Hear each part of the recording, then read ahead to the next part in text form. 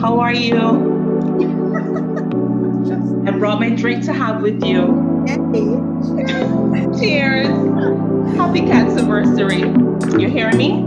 yes, I can hear you. Awesome. I just want to check with my team because we're one of the things about the streaming is that there is a slight delay. Okay. So our conversation typically hits like after, Mm-hmm. and then gets fed in. So Okay. what I'm doing is essentially just kind of checking in with my team just to make Mm-hmm. sure that they're letting me know if we're good, not good, if Streaming. we're good, yeah, streaming All all right. all of Sounds good. but No they did problem. that we were streaming fine. So I'm just gonna take A moment. minutes. 2 minutes. Yes, everything is good. Okay, so Take 2 minutes. If you were here, I would have given you some of my Datura. yep, is that peppermint oil? No, this one is my lavender one. I just felt like just being a little zen, so I have my lavender one. Well, let me tell you what I have here. I have some lavender and tea tree oil hand sanitizer that was That could work too. made by Morgan's Creek, which is Mm-hmm. a small business here. Mm-hmm. We're gonna smell some of that. It's a little extra. That works as well. That works too. We gotta be flexible. A little extra strength zen. We have to be flexible. Oh my gosh. Okay, so welcome. I am really looking forward to today's conversation. And guys, for those of you that are with us over on Facebook, we are actually streaming from Zoom to Facebook because we wanted to make it as available as possible to as many people as possible and easy to hop on, hop off. And so, I was working through getting here and being here with you all. And I wanted to just take a couple of minutes and set the tone around what this experience today is really going to be like. Because last night, for those of us who joined the marathon, and trust me, what a marathon it was, right? For those of us who joined the marathon, you would have experienced a lot of, just inspirational stories and I would say kind of, just hardcore life lessons learned and things that these influencers, a lot of them, um, most of them actually, my friends, that have gone through their own experiences. And when you go through life, you tough it out and you're coming up with your own methods of fixing your problems and dealing with situations. You're reading books, you're online, you're taking courses, you're doing all these different types of things. And it's not necessarily that you're trained in battling life's challenges or trained in guiding persons on how to deal with life's challenges, right? But it's a hard knock training, right? It's school of life, right? And I thought that was important for a couple of reasons. One, because most of us are left to our own devices half of the time, right? Many of us are left to our own devices when it comes to problem solving and when it comes to creating newness for yourself, creating opportunities for yourself, finding your way out. And for me, that was the first part of, and when you read the book, you'll find that that was kind of the first part of the book, right? Where I was just coming up with my own way of solving my problems. And I made some good choices and I made some bad choices, right? Or I made choices, instead of using the word bad, I made choices that has had their own negative effect, right?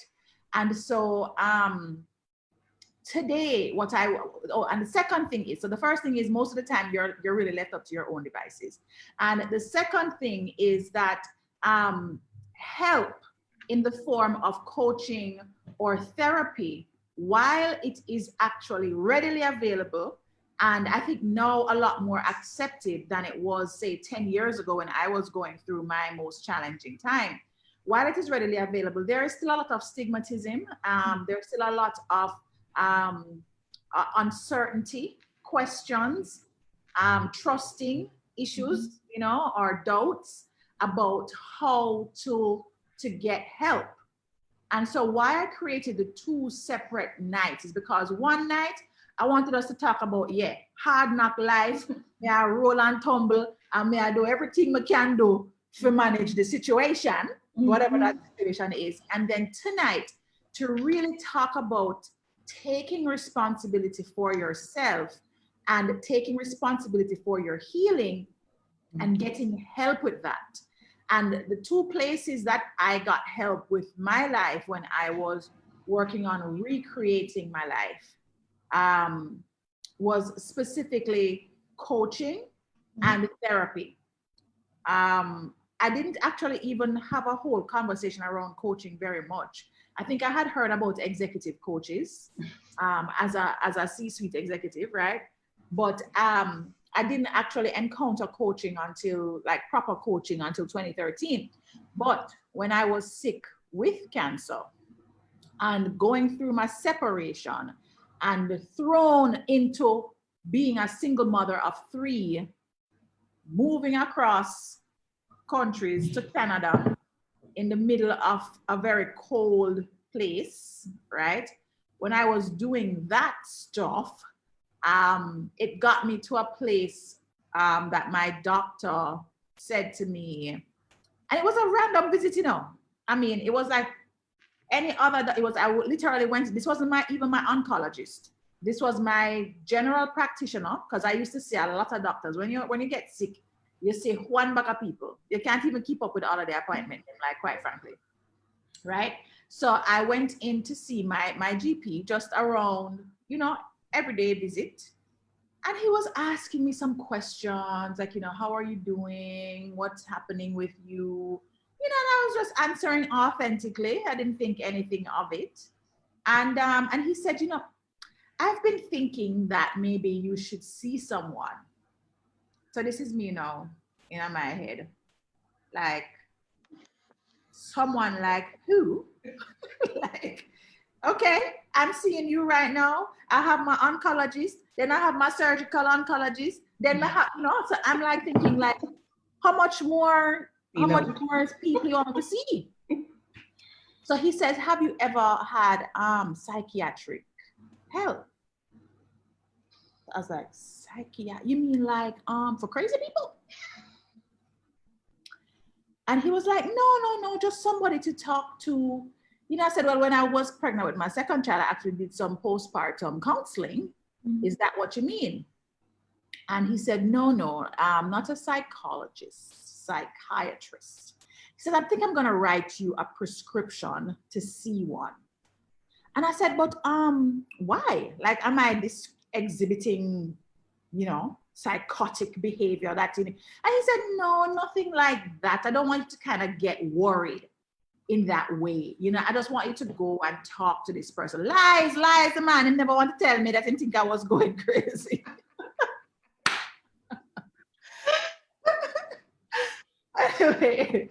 Anyway, so long and short of it, I made the appointment. He made the appointment, actually. He gave me a recommendation, and it was somebody that was kind of in between, kind of closer to work, on the opposite side of town from where I live, but, you know, I could get there from my office, which was what I asked for, because I was, of course, a workaholic, right? So we go now, first visit to the psychiatrist. And I'm like, you know, walking up the steps, I'm like, this is going to be fine. Like, it's just, you know, you're going to go and you're going to see her, you're going to talk to her. And then you're going to leave, because I was on a schedule. I had a meeting. This was during my lunch break. I need to just get in and get out. Well, let me tell you something. When I sat in her office, and, you know, it have the couch, and like the couch right behind her, so it have the couch and the thing and the, you know, the tissue paper well set up, you know? And I was like, hey, yeah, he sent me. I don't want to be here. I don't think I need to be here. Mm-hmm. And she was like, well, we're going to have a conversation and we're going to see how you're doing. And I said, well, I'm actually doing really fine. My doctors are working well with me, and I'm giving her the very logical step-by-step, this is whatever. And she said, you know, I feel like you're kind of resisting the conversation. And I said, well, I don't see the need to be here. I'm not crazy. And she was like, well, honey, people only come to me to either get put on medication or get placed on the psych ward. So I suggest that you sit and have a conversation, because I have the legal rights to call the police and have them take you to the hospital. Wow. So, you know, Sammy just said, oh, okay, right? So that was the beginning of my mental health journey. And the truth is that I didn't understand what chronic anxiety or what clinical depression really meant, or was about. I didn't recognize that you don't have to be a schizophrenic in order to be like seeing and hearing voices, in order to be diagnosed as mentally ill. It is any kind of mental state that is preventing you from living or leading a normal, happy, healthy life. And what we initially started off with was she diagnosed me with sleeping pills initially, because I wasn't sleeping. I was sleeping. I thought 3 hours, 4 hours, plenty sleep that.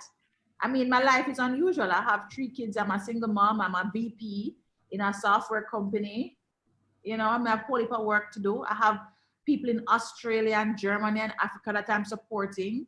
So I'm on the phone at odd hours. So, 4 hours felt normal for me at that point. But I was also, so aside from not sleeping, I was also crying every day and hiding my crying, lying about my crying, still laying on the bathroom floor and moaning and, having a lot of negative thoughts about my life, even though I was functioning very well. But I buried myself in my work, my physical state. So one of the things that she talked to me about was just, healing my heart and my body wouldn't happen if I wasn't taking care of my mind. And so with that background for myself, it was absolutely necessary to create a space today where we were going to be able to have this conversation. And for me, it's really critical to not just persons who may be going through a serious challenge, but persons who are going through things that I was dealing with. Because remember, now I know that you have your regular challenge and then you have pandemic, right? And I thought that, we have personal pandemics that are happening at this time. And there's a lot of help that is not being acquired. And so I wanted to create space for that help. So tonight's conversation, which is going to kick off with Kaysha, is going to be around just some key areas that I needed help with, both coaching and therapy. And I chose specialists in these areas because I felt that there are other persons out there now who need that support more than ever before. Once upon a time, I think it was, do I need this kind of help? And the truth is, yes, you do. And even though people may hear about it, they may not be sure of how to get to it or how to navigate the space. So I'm really just excited about this evening. I thought I needed to create that context so people understood the difference. So guys, what I'm offering is free therapy, free coaching for 2 hours, right? Or 2.5 hours, right? And you're getting licensed, certified people. So Kaysha is not only an attorney at law, so she can keep me legal and make sure I'm gonna do things I'm not supposed to do on the people in life. But she is also a certified coach. Mm-hmm. And I wanted Kaysha to kickstart us this evening, mostly because she is heavily focused right now on a huge, just the name of the book. The book is called 5-Year Love Affair. Love Affair. And it is all about that. It is all about my love affair with myself, my love affair with the men that were in my life, my love affair with just life in general, right? And Kaysha specializes in love. All right. So yes, she coaches on all other kind of things, but this space is the heart space. So for those of you who are now out there, and pandemic time is really time where you need this coaching, because we lock up with the love partner. We never either we lock up with them or we lock up with or we don't have anyone. Or we don't have anybody. So one of the three situations, anyway you take it, you may be going crazy. Right, literally. So thank you so much, Kaysha, for joining us. I'm so in appreciation of you. I know your time is very valuable, and I know you will add a significant amount of impact. So welcome. Thank you, Stacey. I mean, I literally would have it no other way. You kind of left out the piece where I call you my non-romantic love partner. So because of that, is like, I have to be here. Like, that's who you are, Stacey. Don't pretend. I have a romantic love partner who's not my husband, but for life, you are my non-romantic love partner, because trust me, I feel like without you on this journey, I don't know, Stacey. So don't leave out that piece. Do not leave out that piece. Yes, it's true. It's true. And that's actually something that I think we should touch on as well in our session, Kaysha, is how important having that accountability partner. Yes. So guys, Kaysha and I became non-romantic love partners several years ago when we met in actually a work meeting.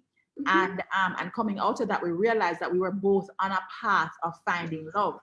And in my book, I actually write about that. I write about how desperate, literally, I was in a space. I know they talk about woman desperate. Yes, me was one of them desperate women.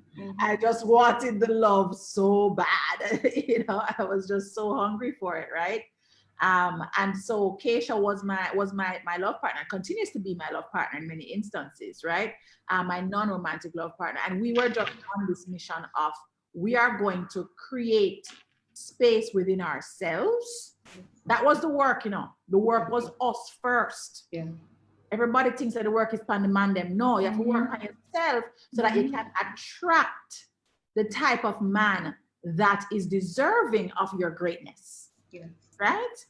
So Kaysh, yes, what I would love for you to do is to give us kind of a Cliff Notes version of how you stepped into this space, like your own overcoming story, in particular of heartbreak. You can give an example if you want, just overcoming that. Because even last night, there's so many of the conversations were about heartbreak. Yes, I noticed. We just have struggle upon the heartbreak. I noticed. I noticed. So this, guys, this is what you need now, because this conversation is going to talk about healing from that heartbreak. So Kaysh, go ahead for me, darling. All right. So, where I'll start with Stace is I'll start by saying that I ran away from this love space for a long time. So, I'm a certified coach, as you mentioned, and I coach two types of women. I coach a professional woman who's desperate for 9-to-5 freedom, and now I coach that woman who is looking to create a different love story. But for a long time, I ran away from this because it felt too personal. It was too raw because of my own stories. Whereas with 5 Steps to Freedom, I'm allowing you to come out to the corporate space. I could go boom, boom, boom. I can share all these stories. I can, water off my back. I don't have to get vulnerable. For a long time, I sat with, Kaysh, how do you come out and really stand in this space that you're meant to? Because it's too painful, it's too hurtful. How do I tell somebody that at 24 years old, I lived with a man who said to me, I'm going for my sister, and literally did not come back? Not pretend story stays. I'm not making it, it's all makeup, but it's true. So you do that. Hold on. Yes, please. So he was going to do our errand and just never forward after that? No, just going to pick up his sister from UTech. I said, but how 3 o'clock come and you never, so you kind of, when you live with somebody, you kind of roll over because at a certain time you sense them, right? Yes. Said, but how will you come back home? So when I called, I think you're with someone else. I'm not coming back. So I'm sleepy. I'm like, this is a dream. And then I realized it wasn't a dream. So how do I start by telling those stories? And I grappled with it a lot, because the reality is, while they're my stories, they're other person's. Yeah. So I had to say, okay, how do I do this? But the more that I spoke to women, and the more that women found out that I had gone through so much and had now gotten to the other side, or the beginning of the other side, which is marriage, I found so many of them just wanted a blueprint. They wanted to know how. They wanted to know, gosh, Kaysh, just give me something. Give me 1 thing, 2 things, 3 things, 4 things. What can I do to step into this space, because, you know, at the end of the day, Stacey, I believe if we have everything but love, we really have nothing.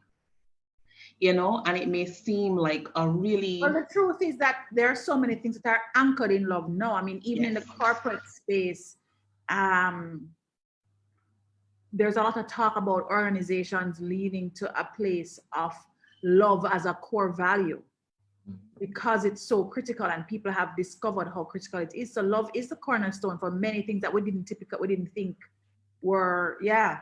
Absolutely. So when I figured that out, I said, okay, no, I had to come out, I had to share. And to your question of a particular story about healing, I have many, but there's one that comes to mind. And why that comes to mind is because I also want to leave viewers not only with a story, but with something that they can act on. Because a story is one thing, but at the end of the day, you need to have some kind of tangible tools that you can draw on when you're just feeling overwhelmed.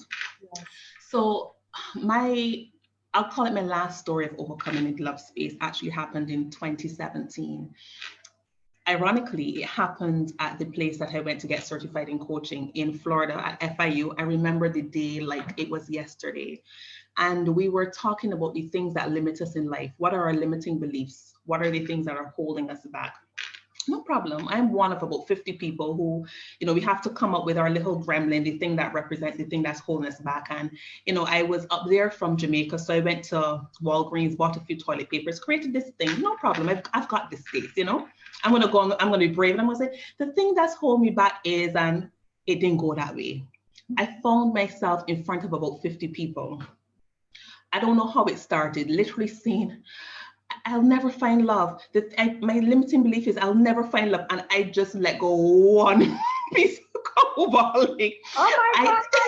Like literally, I never knew before that time that my ears could get hot, that my head could get hot, that my skin could feel hot. I literally felt like I was on fire because I had gone so emotional. I had kept so much pent up in me. And right there, right then, I realized that I still had more work to do. I still, obviously, because I was single still, I still had more healing. And I mean, at the end of the day, I came out of that experience saying, oh my goodness, wow, Kaysha, wow. It's like years and years of talking to unavailable people, years and years of pushing away the good guys, because if you actually spoke to a good guy and he turned out to be a catch, like, what do I do with him? Like, I didn't have a clue. Yeah. What am I going to do with him? I had become so accustomed to struggle bus love and unavailable, although that's an oxymoron, by the way. Unavailable struggle bus love. You know, the thing that we do as women, you have to pour, and then pour some more. You know, I call it struggle bus love. Yes. You know, I had become so accustomed to that. And so when I came back from that in 2017, I just started to hunker down a little bit more. I just started to realize that, you know what, Kaysha? No, this is a limiting belief, and it's just that I can't find love. However, there's some more work to do. There's some more healing. There's some more peeling back of this onion. I have more layers. And the thing about persons seeking love, sometimes the biggest challenge is themselves. They don't want to do the work. They don't want to ask themselves the hard questions. And I think that there is that too. And also, if you think you want to do the work, you're not so sure when it starts to reflect you run. Because that happened to me. Like when the work started to show me that is you have a lot of things to clean up, I was like, I'm good. I'm a hot girl. I'm a professional woman. I'm holding it down. Like I had all of these ideas in my head about myself. That meant I was already a good catch. And it's the man that is the problem. Yes. Yes. Well, let me tell you what happened when I realized it was me. So, you know, yeah, it's a word. And I was just, because I was doing everything. I was in Bikram yoga. I honestly felt if somebody said, Kaysha, you can find love under the mango tree behind Strawberry Hill, walk down 2 steps, spin around 10 times, and then jump down and you're going to find love. I was going to do that. You know, to me, so I was in I was, you know, that I was down for it, right? Yes. So I was in meditation when I came out. You know, what became so clear was, oh my gosh, Kaysha, the common denominator in this love mess is you. The common denominator is you. And if you were clear on what you wanted and actually stood in that, you won't be attracting these things. And if you were as ready as you thought you were, you'd become repulsed by what you were taking on as a state. When that piece of, I don't need to call it epiphany. I literally went and slept for 8 hours. I couldn't manage it. Like I just went and lay down. You know, just lay Yes. down. Yes. It was too much, and yet it was everything I needed to know. I needed to confront the truth. Because as women, we are quick to, which is part of what I want to kind of share as a tool before I jump off. We're quick to look outside of us. Oh, Yes. you know, it's him and he's so trifling. And God help us if we find 10 or 12 women to jump on the man bandwagon. Men are no good. And you know what? At the end of the day, there's some men who really aren't wonderful to women. But at the end of the day, we've got to look at our own role in this situation, our own role at what we're accepting, our own role at what we're creating or not creating, you Yeah. know? So it really finishes with us. Oh, that's good. I actually really like that point, Keish. The role of not creating. Last night, Naomi talked a little bit about how she was self-sabotaging herself from a business perspective, right? And I don't know if we are aware as women of how much we self-sabotage in love and then blame it on the men. Can We you do talk it. a little bit about that? I think we do it all the time. Like, interestingly said, I wrote a blog yesterday. I have a blog on Monday and it was called Are You Really Busy? And this is just one area of self-sabotage. And the question that I was asking my readers was, are you really that busy? Are you really packing is your calendar really that packed? Because one of the things that I was doing to self-sabotage myself in the love space, I never had any time. Any person who making sense wants to go, no, you know, I'm pressed for time. So I'm either busy being an attorney or consulting or teaching or something. I had packed my calendar so tight. I was self-sabotaging myself because I couldn't manage to go there. So that's one way. One way is pretending that you don't have time to explore. The other way is subconsciously attracting persons that you know you can't have a relationship with. Now that's a big one, Stacey, because that sound kind of like, no, man, I would never do that. I'm too smart, Stacey. You ready to talk? I have literally said to you that I know I'm not supposed to be dating this guy. I've literally said those words to you. And no, it's not really the guy. I just need to pass the time with someone. You have. And all the time you kind of hold in space so that if you want, and you know what is the funniest thing about it, Stacey?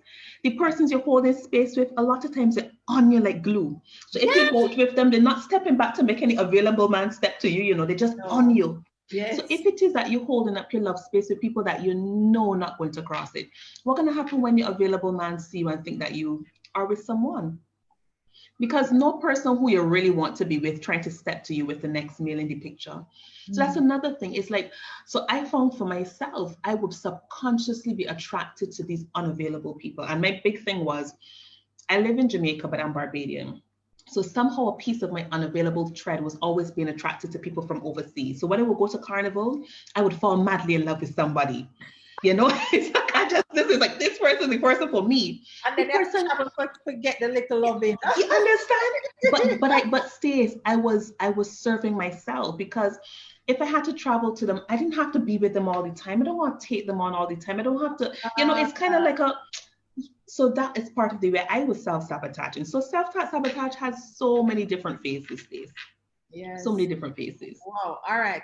So here what now? We have some women on here that desire love, whether they're joining live or they're watching the replay, and either you're self-sabotaging or you're excusing your way out of your love experience, right? So how do you go about now coaching women towards love? That's a great question, Stacey. And I actually have a particular, I don't want to call it a formula, but in the love space, I have a very, very specific program that I walk women through, and it's called Rewrite Your Love Story. Because I honestly believe, like I just said it and I got goosebumps, but I honestly believe that we have the power to rewrite our love story. That the story that we've chosen for ourselves, it doesn't have to remain the same. I've rewritten mine and you've rewritten yours. So there's three main things that I encourage women to do.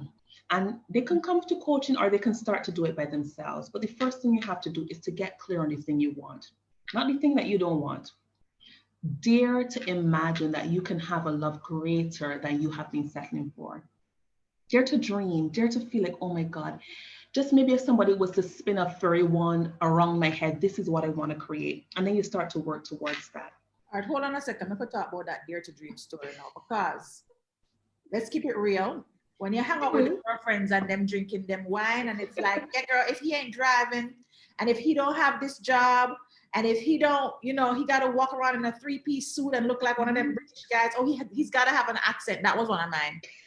He's got to have an, and I think he's going to be a white man because I really like Europeans. I mean, it's just, so is that the dream? Is that the dreaming that we're dreaming? No. Okay. The thing about it, let me ask you a question, Stacey. In that quote unquote dream, did you feel it in your gut, in your soul, in your tummy? Did you know it at core? No, I was more just kind of listing things off. A lot of it based on what I'd heard too, you know, like, or the pain I was dealing with, like, oh my God, I have 3 kids and no man, and I have all these bills. Jesus, I need somebody to help me pay a bill. It was more like that kind of. Yeah. And that's, I felt that was the answer even before you shared it. So when I talk about the dare to dream, is the impossible dream, is the, oh gosh, Kaysha, but I can't go there because it's not going to happen. No, let's go there. Let's go there. So that's the first place that you go. And then the second place that's super, super important, I place a lot of emphasis on, is your own healing. Because at the end of the day, my program is really... You guys taking notes? I try to find my pen from last night. Or drop it in the chat comments, drop it somewhere, like something. Drop it in the chat. But there to dream from your soul, from inside. Yes. And then focus on your own healing. This quote gets me every time, and it's by Rumi. And it says, our job is not to seek love. Our job is merely to seek all the barriers we have to love. So we have created... Say that again, Lord. Say that again. Our job is not to seek love. Our job is merely to seek all the barriers we have to love. So sometimes our barriers to love is lack of forgiveness. It's hurt. It's hatred. It's resentment. It's self-loathing. Those are the barriers that we got to get past, and nobody can penetrate them for us. It's like when you choose not to forgive the 10 men from the past, the 5 men, the man who hurt you, the children of the father of your children, your parents, you've literally created almost like a layer of ice around your heart that cannot be penetrated by deep, soulful, satisfying love. We got to do the work, Stacey. Don't get me on the soapbox. No, it's true. But that, oh God, Kaysha, it's so hard, especially after you experience some real crosses. For Lego, the hurt, and a lot of times, guys, you feel that after you have kind of processed your pain, maybe you stay in the crying and the trying to figure out why, especially if they break up with you, you're trying to figure out the why and what you were doing, what was wrong with you, or what is wrong with him, and you spend so much time doing that. You cry, and then you get back up and you're like, okay, ready again. That's not really healing. No. But I'll tell you something, Stacey, you think that's the hard part? That is not the hard part, That's not the hard part. The hard part is, that's part of the hard part, I should say. Don't let me tell lies. Don't let me pretend that's easy, because it's challenging. But sometimes the most difficult part then is after you've healed, starting to become the woman you need to be to attract the love that we describe at step 1. You see that part there, Stacey? That's not enough work. Stacey? You see that part where you have to say no. I keep on saying to women, you got to pass your test. And what I mean by that is, when the next example of the person that you did not want to be shows up with a different set of clothes, you got to be able to say no. Not this time. I'm not going there. A different set of clothes, a new car, different words, an accent, You have to be able to recognize them, and you're not going to be able to recognize them if you haven't done the work. Absolutely. Yeah. Absolutely. So, that's a very high level thing that I speak about. I also help women to, first of all, get familiar with their voice. What do I want? And be able to articulate that, because another thing that women do is become a persona for a particular experience. So one man want this, you turn into that. One man want that, you turn into that. And my question is, no, what do you want? I was good at that. Let me tell you something, girl. I don't even want to get into it. Get into it, Steve. Get into it. No bars hold. Get into it. Come on, man. In the book, I write about a guy I used to date that was a spy, and he was an avid golfer. avid golfer. I can tell you, I have a drawer full of golf clothes. Downstairs, I have some professional female golf clubs, and it's me buying them things himself, and it's not in. I signed up for golf lessons. Not to mention when I was dating the man that was running, waiting the company, and I decided I'm going to help him run it. And I am. Why do we do that though? Why do we do that? If I date a vet, I'm going to start carry all kind of pets in the house. It's just. Why do we do that though? Because at some point in time, the dog gonna bark at you and you'll be like, yes, like, you know what I mean? Like why I got dogs? Why I got snakes in my house? Why I have golf clubs that are gathering like junjo down in the basement? Sell it in a garage sale, you know what I mean? So that's the other thing, helping you to find your voice, to communicate what you want, and to stand in the knowing that love exists. And if you just get clear on what you want, you do your healing, that what you seek is seeking you, and it's gonna come and land on you and say, well done, Stacey, you did it. You know, how do you process the barriers? I think that is where, because even after you do some of that work, now some of those barriers are still there. I know for me, I am still processing some of my barriers, even in my current relationship, you know.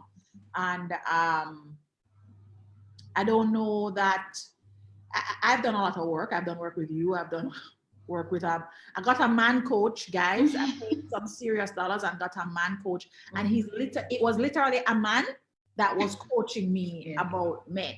Yeah, it got that real, and it's okay because I have my man now, so you can laugh if you want. It don't matter. I got me. But I did a lot of work, and a lot of the things that were the barriers for me, while I was able to break them, and I think that's what happens to a lot of women, is that we don't realize how much we build up over time. Yeah. You know, how do we identify the barriers, and even a small tip on how to identify something like a self-loathing barrier or a resentment barrier or anything like that? Well, what you do, Stace, is that you sit in what I call the objective third person, which is your higher, more logical, more sensible, less emotional self that can see things more clearly. I'm not talking about you're about to have your period, so you're starting to look, because you can't look at that point in time. That's what we want to look. That's what we want to look. No, we can't look at that time. So you look, and then you start to examine stories. It's almost as though like love is hairy-fairy, and yet I feel that there's a logical part to it. Yeah. So you look back at past experience, and you're literally looking for that recurring thing, that recurring way that you showed up. And that's where you find it. And he said, oh, but this person was unavailable, but this person seemed available, but so I'm talking about my own. So you're literally looking for the common factor in all your stories, and that's how it becomes clearer to you. Okay, that's a good tip. That's actually a really good tip. It's like just sitting with yourself and doing some self-inquiry about your past. You look at your relationships and said, okay, is there a common theme? Are there common things about the experience that I had, the person that I was dating? Okay, awesome. And let me say something real quick about that, Stace. I'm watching your time, so I know that you soon have to wrap up. But when you're doing that exercise, you're doing it from a place of pure curiosity. You're not judging yourself like, oh my goodness, I can't believe I taught this fellow. No, there's no place for that now. It's just pure childlike curiosity. Like you're honestly looking for that needle in the haystack. Yeah, because I also think that that's one of the things that we're really good at as women, is that criticism, right? Yes. And kind of querying, you know, am I really good enough for the love? Even if you don't say it out loud, a lot of us are thinking it. I know I was thinking it a lot before I was saying it. Am I deserving of this love? And so then you find yourself settling, you know, because you don't feel like you can have everything you want. And that's one of the things that my coach told me, is that you can have anything that you want in a man. It's available to you. So much so that when I started dating my current partner, when we were just dating, I used to actually push him away because I thought he was too intense, but he was doing everything I had said I wanted. You know? That's the self-sabotage stage. That is the self-sabotage. That's the Yes, self-sabotage. yes, absolutely. I actually want to, and Judy is waiting, and I actually want to kind of do a little bit of an overlap, Okay, if sure. that's and then see if we have any questions, because I know that we have a few people online, and I wanted to see if anybody had any questions that I could toss out, and you guys can say hi to each other once she hops in. I don't know, when was the last time you saw Judy? Too long ago, and I really should have seen her sooner. Yes, yes. Too long ago. So Judy, I know you maybe can't hear me. I'm not sure. I see that your mic is off. She's probably still Mute. something. Yeah, mic is off and camera is off. There we go. Hi, Jude. Hi, Stacey. Hi, Keish. How are you? It's a party. We're doing a soft handover where I am essentially wrapping up with Kaysha and introducing the next segment. So what we've been talking about, Judy, is we've been talking about love. And Kaysha has been guiding us around some of the tools that we can use in that love space, right? And I think one of the things that has been very clear to me, certainly, are just the steps that we don't typically associate, that there are certain steps in terms of just doing Kaysha's program, which is rewrite your love story. So Kaysha was just sharing, it was 3 or 4 steps, I think it was. Kaysha, can you share them again as we close out? Very, very high level, Stacey. So basically, take the time to dare for that impossible love dream. Like, what is it that you want? Then you need to figure out what's that area you need to heal, or those areas, what are the barriers that you're putting up to love? We need to explore that. And then we really need to see, how do you step into the person that you need to be? Because, one of the things, Stacey, is that if you continue doing the same thing over and over again, you're going to have the same result. So by analogy, if you continue being the same person over and over again, you're going to get the same result. So who do you have to be? What do you have to let go? What do you have to step into? So that kind of stuff. Then there's work about finding your voice, being able to communicate, being able to stand in your power, and being able to know that what you seek is seeking you. So you have that deliberate, intentional approach to love with the knowledge that it can happen, it will happen, and you're not stopping for anything less than you deeply desire. Excellent. Absolutely. Okay. So, one of the things that we're going to be doing throughout the course of this evening is sharing gifts with our participants. And one of the gifts that we have is from Kaysha, and she'll be sharing a coaching session with our community. And for the persons that have joined, you are absolutely eligible for that gift. And what we want to do tonight is we want to essentially have you leave a comment along with the coach's or therapist's name. If you are interested in receiving that gift, just put her name and put a lesson that you learned from the conversation with Kaysha. So, so I have a comment here. Hold on a second, let me see. Oh, somebody's saying, I need that session. Yes. I'm ready for you. I'm ready for you. Bring it on. Right. So what we want you persons to just put the name of the coach or the therapist, so in this instance it's Kaysha, and then put a lesson that you learned from our time together this evening. So I want to say thank you so much, Kaysha. You're welcome. You're welcome. Thanks for having me. Have an awesome session with Judith. I'll be looking on. Okay, take care. Take good care. Bye, guys.